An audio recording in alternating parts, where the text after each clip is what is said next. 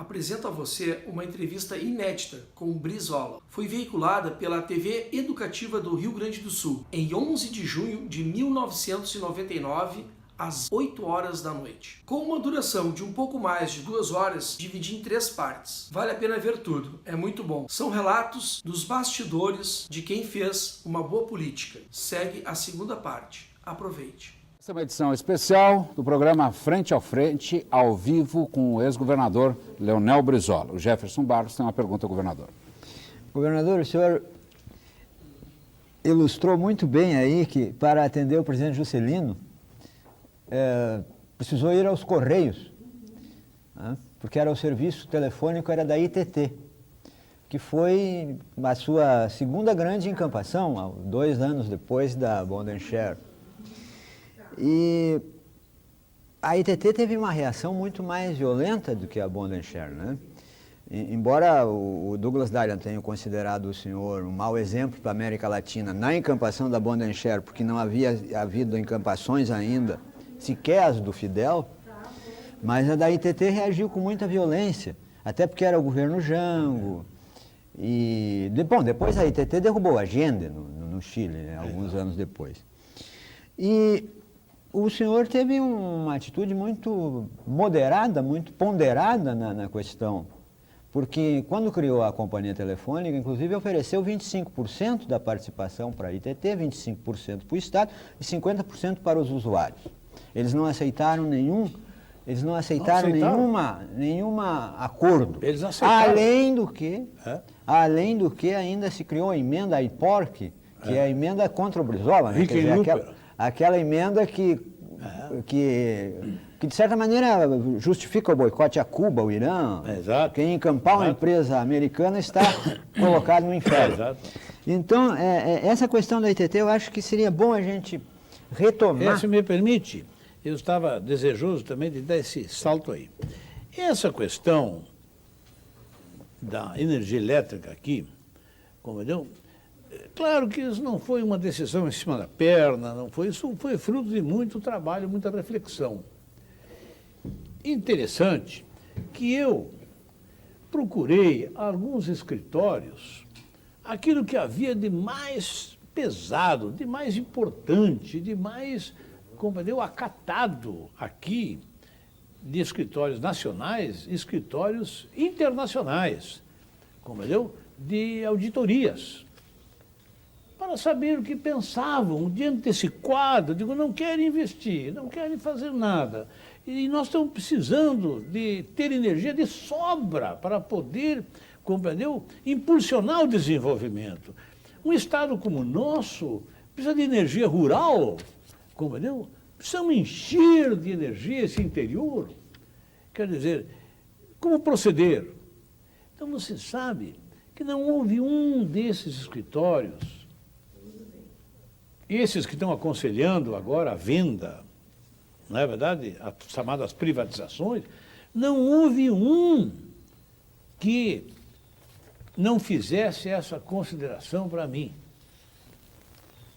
Será um erro o Estado agarrar os seus recursos e comprar uma instalação que está aí, que já tem dono e que o Estado pode exigir que melhore esse quadro, essa realidade que está aí. E se tiver que investir, o Estado, então vai investir em coisas novas, novas fontes de trabalho, novas indústrias, compreendeu? Para dar novos empregos e não tratar de comprar isso que está aí. Justamente o contrário de tudo isso que fizeram, compreendeu? O Estado, em vez, nessa montanha de dinheiro do BNDES, em vez de tratar de fazer novas fontes de trabalho, ou atrair o capital estrangeiro, seja o que for, não é verdade, para fazer investimentos aqui, para novos empregos, e não agarrar aquilo que está funcionando, compreendeu? Atrair capital da maneira que fizemos com aquilo que está funcionando. Quer dizer, para ver como esses escritórios funcionam de acordo com as conveniências desses grupos. E não é uma opinião inteiramente saudável, uma idônea que nós devemos seguir e acatar, sem uma espécie de exame crítico. Agora, eu dali já estava desenvolvendo estudos sobre a questão da telefônica. A nossa visão, a nossa meta era instituir um sistema telefônico que atingisse o interior e que nos permitisse comunicações, como já existia por toda parte no mundo. Bem, a coisa caminhou, desenvolvemos negociações, porque eles aceitaram negociações, porque eles viram que nós íamos para valer, como pelo exemplo da outra. Bom, acabou ficando na coordenação dessas negociações um cidadão, o senhor Naylor, uma excelente figura, compreendeu? Ele era um americano assim de estatura média, que eu convidei até muitas vezes para andar pelo interior comigo, compreendeu? Visitando uma coisa, outra, e ele aqui ia estudar o assunto e as nossas propostas, as nossas negociações, compreendeu? O doutor Francisco Brochada Rocha entrou nas negociações para ajudar, compreendeu? E nós chegamos a um acordo.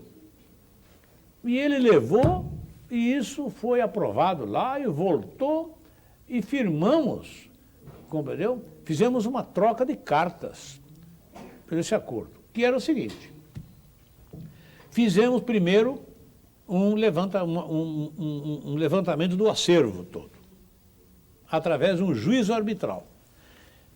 Eu convidei o diretor da Escola de Engenharia, que era meu adversário político, mas um professor que eu conhecia, era uma grande figura, o Luiz Lecenha de Farias, e ele trouxe um engenheiro do Rio de Janeiro, o engenheiro Rangel. Eles, juntos, né, não precisaram de um terceiro, viajaram, mediram, levantaram e avaliaram o patrimônio todo. E eu achei até um pouco alto, mas digo, bom, palavra é palavra e está pronto. Agora, combinamos o seguinte: incorporava aquele patrimônio por aquele valor e faria o seguinte, que a Telefônica, a ITT, ficaria com 25%. O Estado entrava em dinheiro com 25%. Dinheiro para os investimentos. E os usuários com 50%. E nós íamos desenvolver. Chegamos, a troca de cartas foi nesse sentido. Quando se passaram, eles ganhando tempo, sempre ganhando muito tempo, compreendeu? Já estava no fim do governo quase, e de repente... Eles estavam esperando que o senhor saísse do governo. Saindo do governo. Mudaram o diretor aqui, e eu digo, mas o senhor Neilo, filho? O senhor Neilo saiu da companhia, aquele que fez o acordo conosco aqui, eles acabaram tirando, demitindo lá. E praticamente deram o dito por não dito. Não, mas nosso desejo é cooperar, queremos cooperar. E vieram, compreendeu? Numa nova delegação para fazer novos estudos. Quando me comunicaram que aquilo tudo que fizemos durante meses e meses, né, quando 1 ano e meio, compreendeu? Era o dito por não dito. Eu digo, bem, senhores, vamos encerrar nosso diálogo aqui. Olha, a porta está ali. Os senhores agora têm uma porta para passar, que é a da Procuradoria Judicial do Estado. Eles saíram, nem nos despediram. E senti, né, aquilo ali chocado com o procedimento deles. Aí não tive dúvida, apliquei os mesmos critérios. Agora, na Telefônica, não necessitava da autorização federal. O Estado era inteiramente autônomo para decidir o assunto. Aí pagamos, assim, em torno de uns 70 milhões de cruzeiros na época, que não sei quanto em dólar aquilo significava, compreendeu? Mas o fato é que nós depositamos o dinheiro e o juiz nos deu a emissão de posse. Bom, aí, isto foi uma explosão. Você sabe que até o Kennedy, com toda aquela sua grandeza, numa entrevista na Casa Branca, ele estava falando sobre a próxima visita do presidente João Goulart, e dizendo que as relações estavam muito boas, e um repórter disse, mas, presidente, como é que estão boas se lá no Rio Grande do Sul tem um governador que está expropriando empresas americanas? Ah, bom, mas este governador Leonel Brizola, não, Leonel ele não disse, esse governador Brizola, ele não é um amigo dos Estados Unidos. É o meu nome, entendeu? Numa entrevista coletiva. Isso foi publicado na época aqui, entendeu? Bom, e aí se desabou o mundo, entendeu, sobre mim, a fama que eu adquiri, que eu era um atrabiliário, que eu era um violento, entendeu, que eu tinha feito aquilo, que aquilo ali era uma... Né? E eu parece fiz que não através do adiantou nada, judiciário. porque depois pagaram, né? Depois o governo, no governo Castelo Branco, Esse se fato, indenizou. viu, desencadeou um processo no Brasil, porque o Lacerda, que era governador da Guanabara, logo também expropriou, entendeu? Foi atrás, e já expropriaram no Nordeste, daqui, no São Paulo. Bom, isso aí foi uma sucessão de decisões, entendeu? E ficaram em discussão, as indenizações. Aí surgiu a Embratel. Quer dizer, o projeto do governo federal foi a Embratel. E, a rigor, os pagamentos não se fizeram, no governo João Goulart, não chegaram a ser feitos, embora a intenção do governo fosse fazer aquilo. Chegaram a fazer um protocolo, né, que até nós, uma corrente de deputados, denunciamos, né, e discordamos dele. E veio o golpe, e uma das razões do golpe, públicas, entendeu? Foi este. Entendeu? O processo de indenizações daquela questão do sistema de energia elétrica e do sistema telefônico. E como aquilo se havia passado um certo tempo, aplicaram multas, entendeu? E o governo Castelo Branco pagou. Logo em seguida, não demorou 20 dias do golpe, pagou tudo. Governador Brizola, em termos de história, no meu entendimento, a legalidade, o movimento da legalidade, tem tanta importância como a encampação da Telefônica e da CE no seu governo, nos seus 4 anos de governo aqui no Rio Grande do Sul. Como é que foi, já que estamos aqui fazendo história, como é que foi aquele lance seu da legalidade? Eu acho que tiveram uma certa equivalência, realmente, entendeu? Eu já, quando encampei a companhia telefônica, a ITT aqui, já foi depois da legalidade.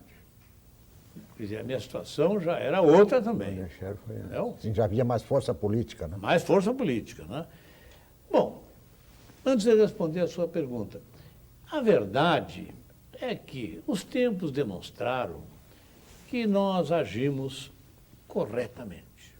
Eu que lidei naquele contexto, quer dizer assim, daquele coelho, daquele mato não saía coelho. Nós estávamos entregues àquelas companhias. Tudo era privado. Tudo era privado. Viu? Quase tudo estrangeiro e alguns setores, uns pequenos setores nacionais. Essencialmente, tudo eram empresas estrangeiras. Eram ilhas.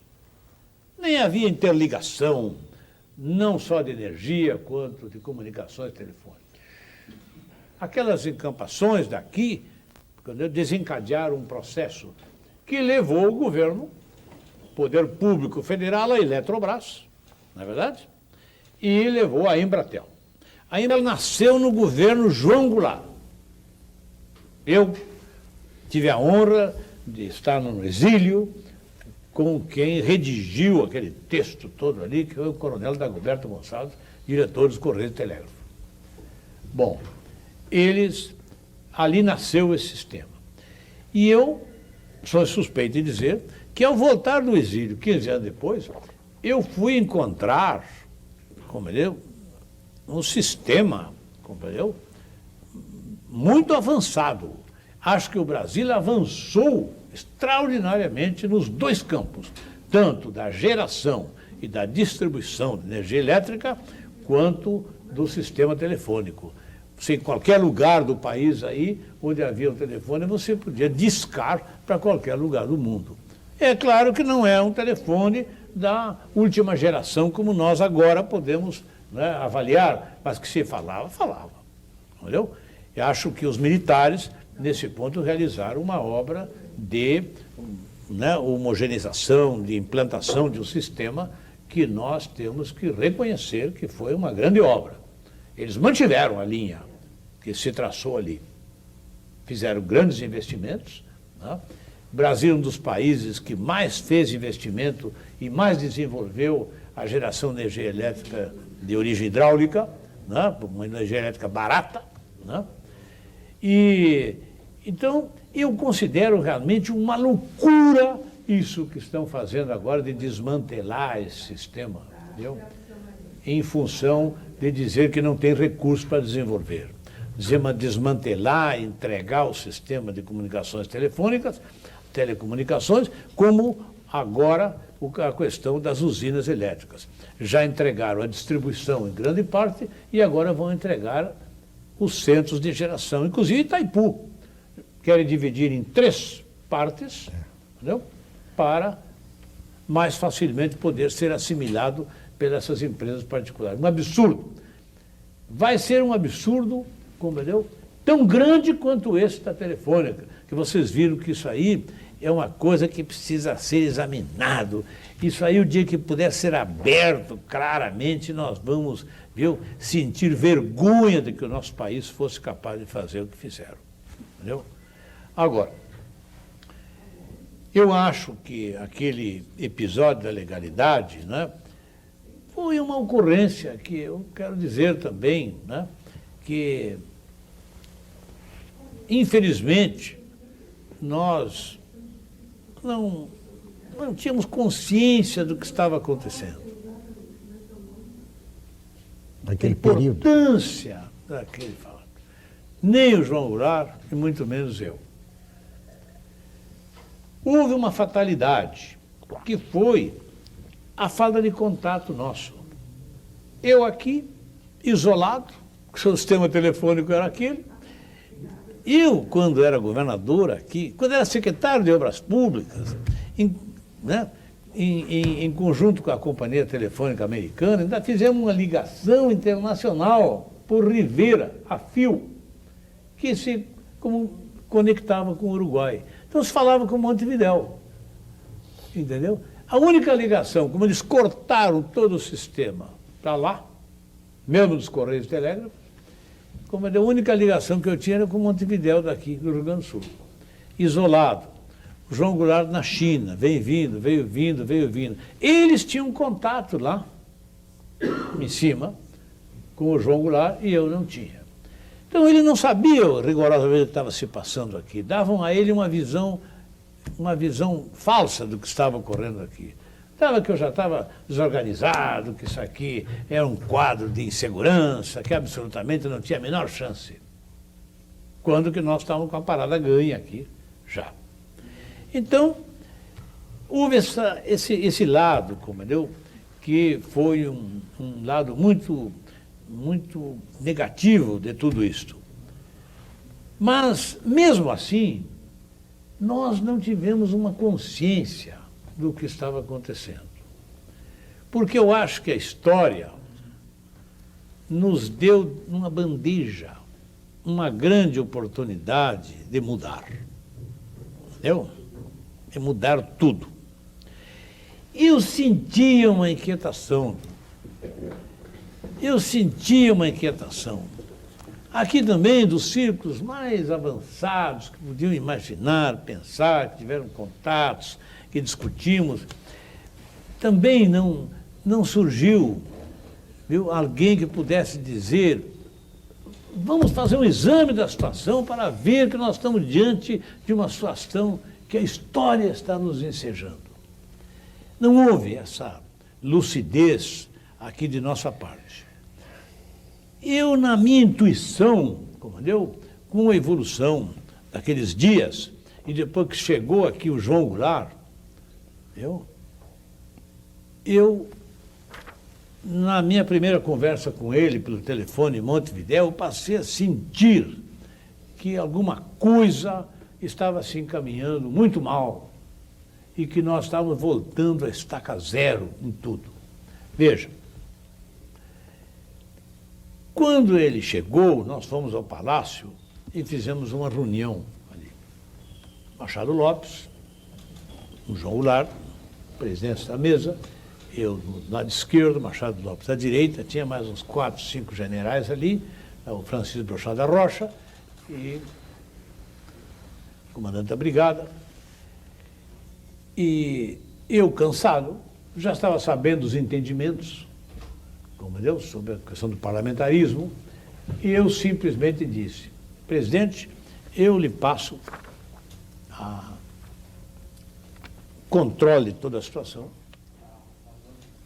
tá? Que o comando, a coordenação, a partir de agora, tem que ir diretamente para suas mãos. E eu quero deixar aqui o meu ponto de vista. Escrito num papel, eram 4 itens. Meu ponto de vista, que enquanto ele estava vindo de lá, que eu ia para o aeroporto, eu preparei aqueles 4 itens, eu vou entregar isso para ele. Digo, aqui está o meu ponto de vista. Eu vou me retirar porque eu estou exausto, mas mais que exausto, eu já estou me sentindo mal. Eu não tenho a pretensão de alterar o que está decidido se encaminhando.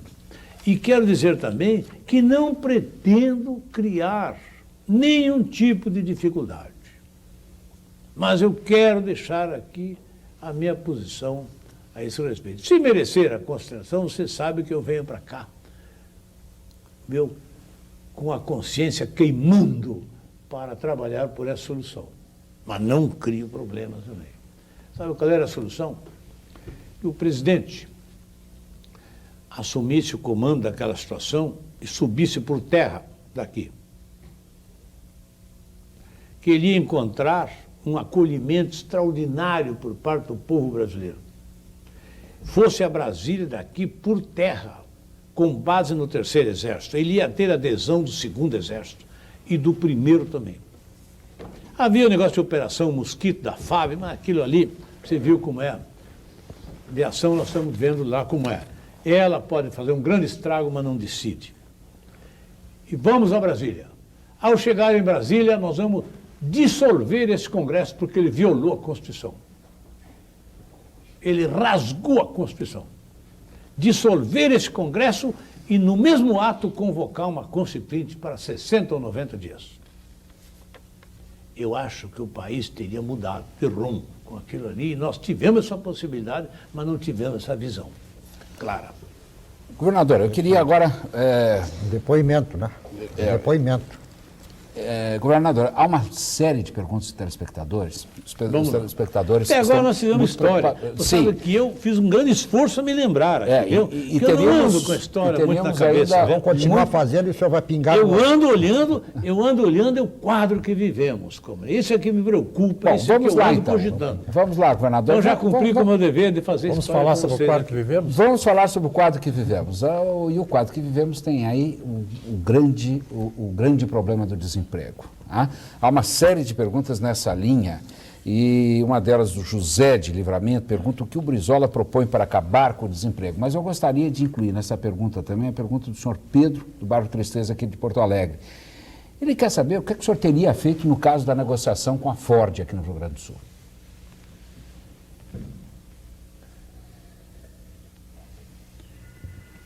O que eu teria feito não era muito diferente do que fez o governo Lívio. É possível que eu tivesse já, mesmo antes de assumir, tratado de me reunir com esse pessoal. E eu acho que nós íamos chegar ao mesmo resultado, porque eu adquiri uma convicção. Eu cheguei a entrar um pouco nesse assunto para ajudar. Mas eu, pela forma com que eu fui considerado, meu oferecimento, a minha interferência foi recebida pelo pessoal da Ford, eu passei a considerar que aquilo que depois os fatos todos me levaram a consolidar essa conclusão, que a Ford não queria mais instalar a fábrica aqui. Ela mudou. Como está mudando agora de direção de tudo isso. A Ford não queria mais e tomou como pretexto, compreendeu? Um pouco essa propaganda que estavam fazendo, que não tinha nada que não podiam assustar uma empresa desse porte com a capacidade de negociação que tem. Pois a coisa ficou dependendo de 100 milhões de dólares. E eu acho também, quero repetir aqui, que a Firjan é que devia ter chamado a si este problema, porque o governo do Estado eleito tem o dever de cuidar de tudo. E tem instituições que têm o dever específico de cuidar daquilo para o qual, na verdade, foi organizado e para o Você está se referindo à Fiergs. a Fiergs, quer dizer, Aham. perdão, Firjan é aquilo que eu tenho na cabeça lá no Rio de Janeiro. Então, o que acontece? A Fiergs precisava, com a experiência que aqueles homens, na verdade, preparados, de elite que tem lá no seio da Fiergs, e diziam, vem cá, qual é o nosso interesse e o nosso dever? É fazer com que a fábrica venha, fique. Nós temos que entrar, nós somos o lobby desse negócio. Porque o governo Lívio, né, com a campanha que fez, claro, ele vai ter dificuldades, não vai ser, ele não vai ter a flexibilidade que talvez fosse necessário para essas negociações. Então nós temos que ajudar, vamos nos meter. Porque a Ford, com essa onda que os próprios adversários, compreendeu? Nossos e do governo Lívio fizeram, compreendeu? Querendo fazer com que a Ford considerasse que o novo governo era um bicho-papão, a Ford vai estar cheia de dedos nesse assunto. Então ela tem a tendência, viu, de ouvir muito mais a nós, que somos da família, né, de industriais, de empresários, do que o governo Lívio. Então nós temos que conversar com eles e tratar de encaminhar a situação. O senhor vê a relação... Isso foi o que faltou. O senhor vê a relação entre o episódio envolvendo a Ford com o governo do Rio Grande do Sul e a substituição do presidente da Ford no Brasil hoje?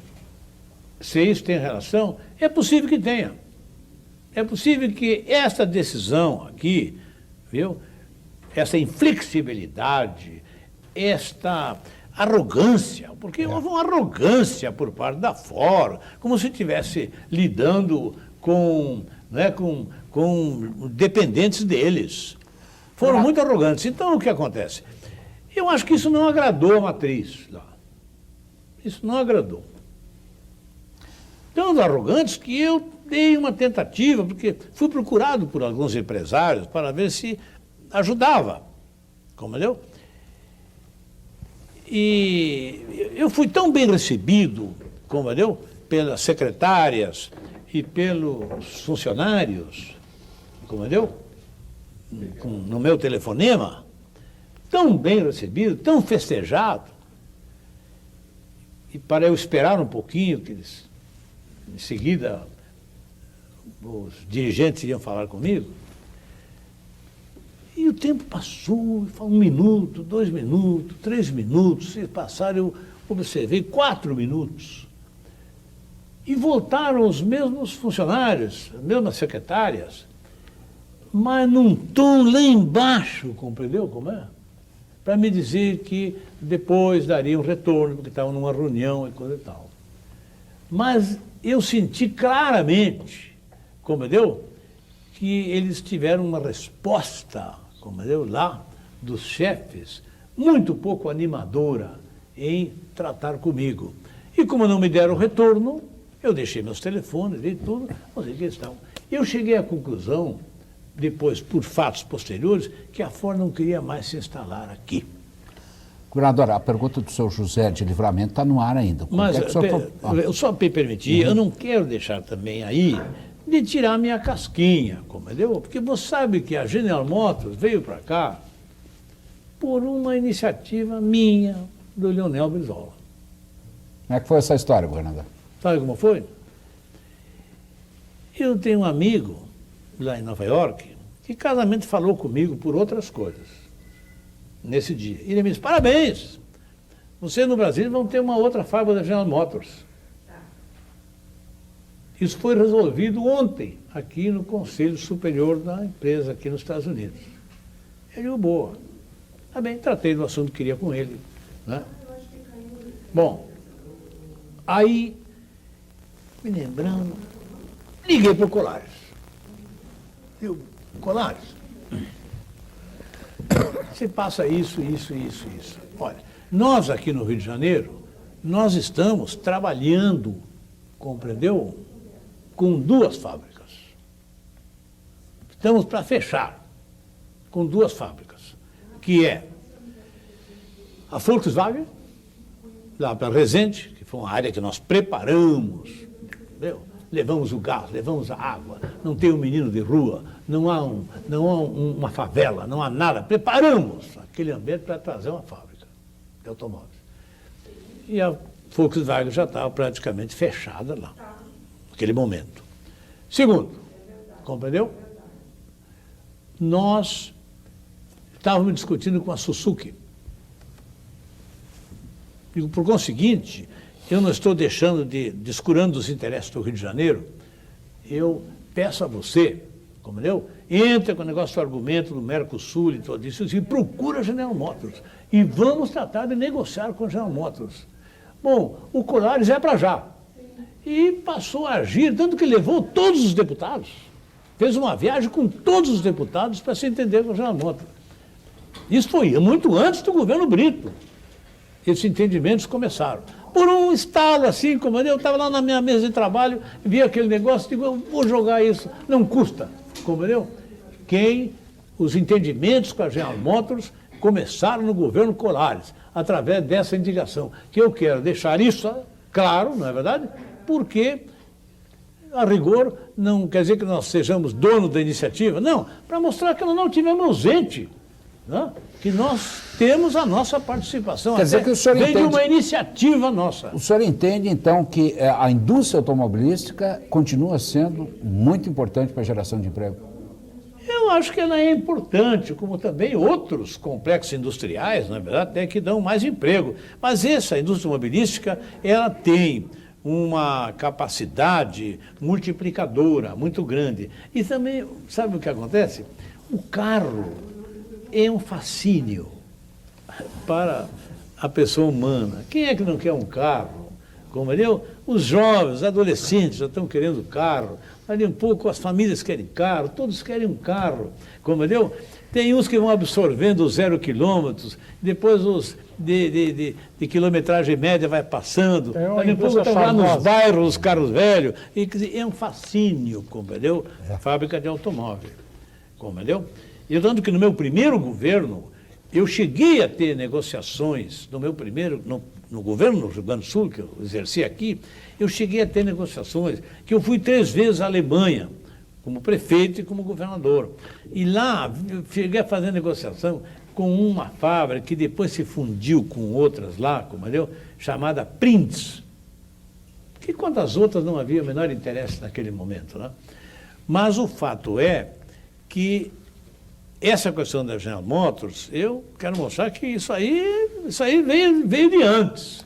O governo Brito fez essas negociações, eu acho que ele exagerou para trazer, mas ele precisa reconhecer que isso foi uma iniciativa também que fomos nós que tomamos. Esse fascínio pela indústria automobilística, que parece ser um fascínio também do senhor,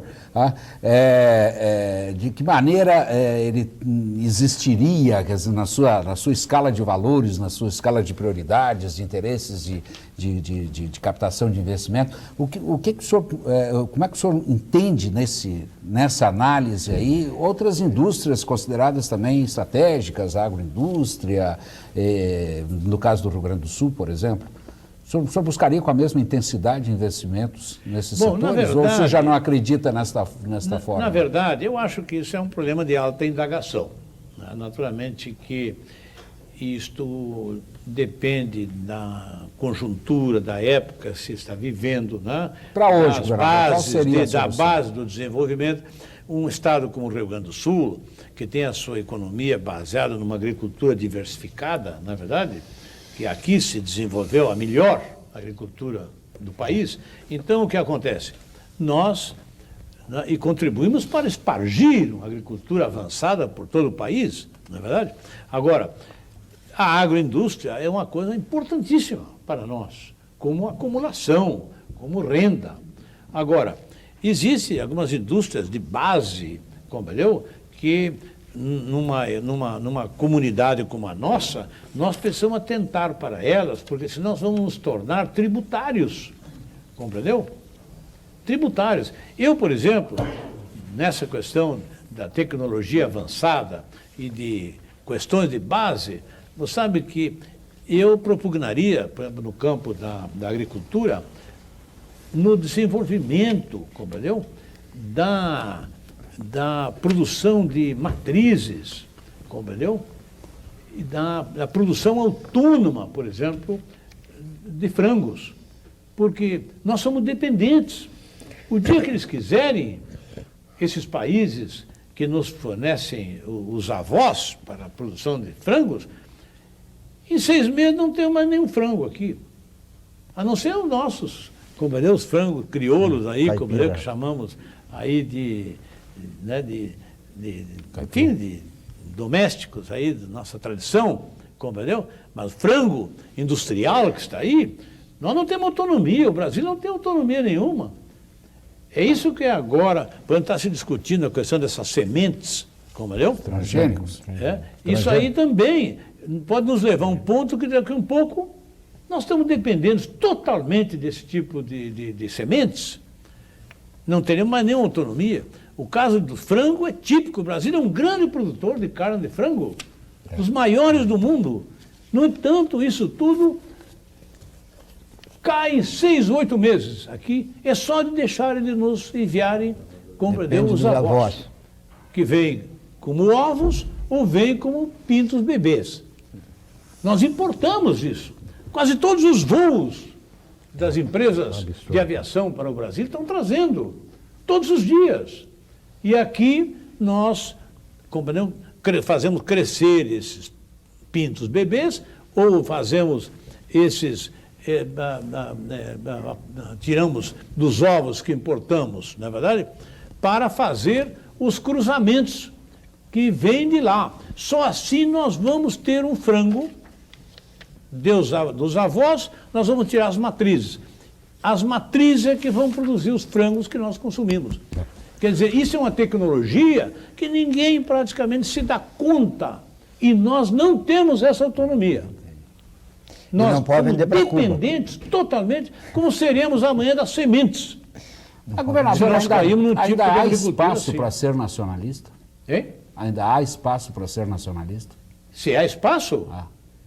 Eu acho que, a rigor, numa visão de brasileiro, não há espaço para outra posição. Sim, mas ainda há ambiente para levantar a bandeira do nacionalismo? O senhor sente que há uma receptividade, isso? Claro, é só fazer um plebiscito para o povo brasileiro, vai dizer. Não. Agora, se vai atrás das agências de pesquisas, se vai atrás da imprensa brasileira, não. Qual é a sua avaliação sobre a imprensa brasileira? Péssima. Eu acho que nós estamos vivendo um período de grande mediocridade em matéria de imprensa no nosso país. Um programa como esse é uma raridade. É uma raridade. A nossa imprensa, olha, escrita, falada, televisionada, ela caiu num quadro de mediocridade, ela está aprisionada, ela está envolvida. Eu acho que nós, compreendeu, que não temos nada, que não temos esses órgãos todos que não nos pertencem, compreendeu? Nós ainda teremos a missão de libertar a imprensa brasileira. Nunca o nosso país precisou tanto da sua imprensa como agora. Agora, eu vejo essa multidão de jovens moços e moças que estão aí, enchendo essas redações, todos eles estão sendo frustrados. Eu vou pedir licença para o governador e para o Jefferson, mas tem uma pergunta que está bem na feição.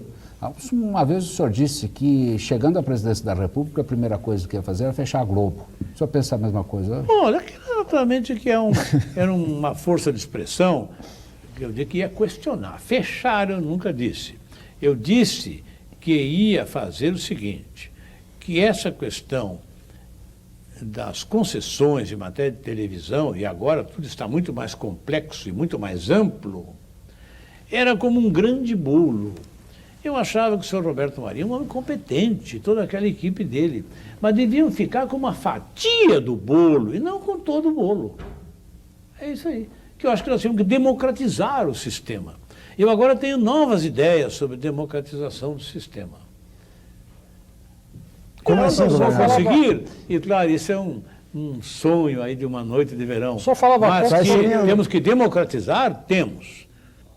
É impossível dar o controle a uma pessoa só de um canal. Tem o monopólio do canal. Só ele, somente ele, pode usar aquele canal para se comunicar com o povo brasileiro.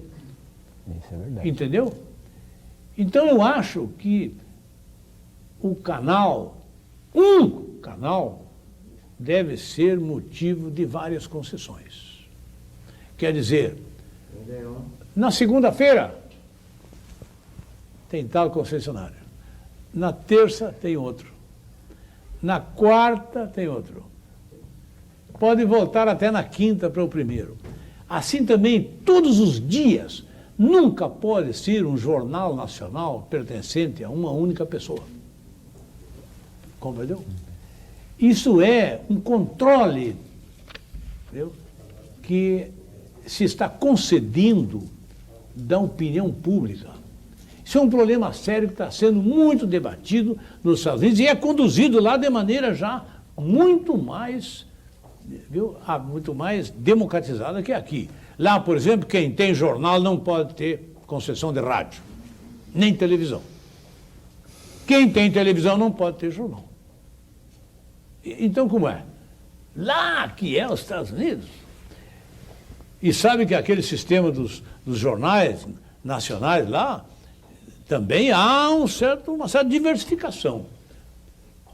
Se tem uma área, não tem outra. Entendeu? Porque senão, cria esse problema que está aí. De ter um grupo, uma empresa, com um controle. E o que eu diria é o seguinte, ao chegar lá, evidentemente, vamos questionar. Não queremos excluir um homem tão competente como ele, ao ponto que ficou com tudo. Ou quase tudo. Mas queremos que ele fique com uma fatia do bolo, e não com o bolo todo. Essa era a minha...